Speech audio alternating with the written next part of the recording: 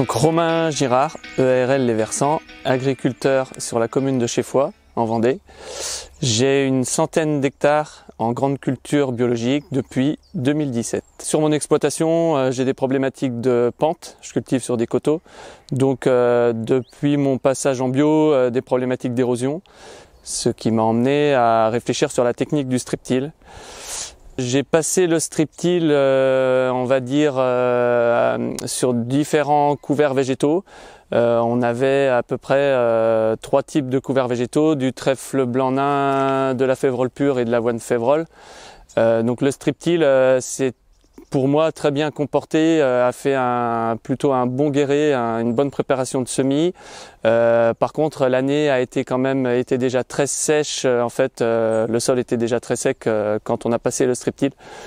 Donc ce qui fait qu'on a eu une germination plutôt aléatoire, surtout sur les couverts très développés, type avoine févrole, où c'était déjà très sec. Il faudrait détruire le couvert beaucoup plus tôt, ou dégager la ligne de semis avec le strip-till beaucoup plus tôt pour empêcher justement la sécheresse du profil, au moins sur la profondeur de semis. Le travail du Rollensem m'a plutôt, j'ai été plutôt agréablement surpris, surtout sur les couverts ligneux, type la févrole qui faisait quand même, on va dire, entre 1 mètre et 1,50 m de haut. Ça a plutôt été positif. Aussi sur les graminées, sur l'avoine qui était très développée, très ligneuse, plutôt une bonne efficacité.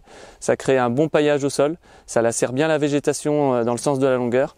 Par contre, sur des végétaux un peu plus tendres, type trèfle blanc ou des jeunes kénopodes, des jeunes amarantes, on a une efficacité quand même moindre et derrière ça repousse aussitôt, quoi.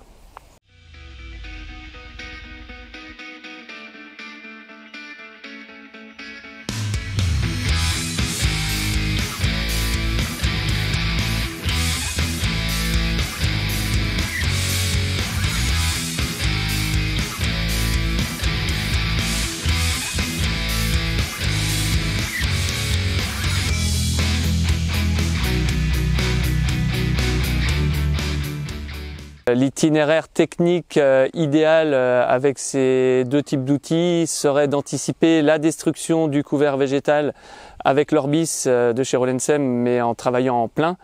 Dégager la ligne de semis avec le strip-till, pareil, en anticipant par rapport à la date de semis. Et ensuite aller gérer l'interrang avec le Rollensem en enlevant des éléments en fait sur le rang. Par contre, en travaillant avec des éléments de houe rotative ou de rotoétrie pour gérer l'enherbement sur le rang et laisser les éléments du Rollensem pour gérer le couvert d'interrang.